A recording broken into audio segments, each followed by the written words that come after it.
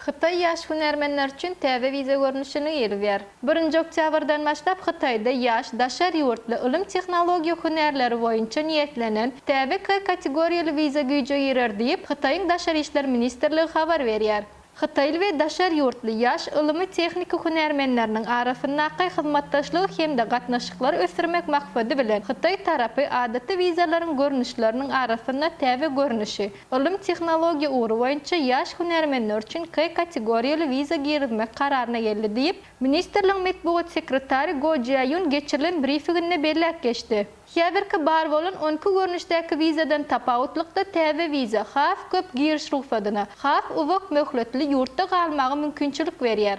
Xitaýa girenden soň bu vizanyň eýeleri bilim, medeniýet, ilim texniki, alış çalyşlary, şeýle hem telekeçilik we işewerlik başlangyçlaryna gatnaşyp bilerler. Mehribanlar, eger-de siz bundan başga-da gyzykly bir näçe habarlardan habarly bolmak isleseňiz, onu Atawatan TV'den daşlaşmaň.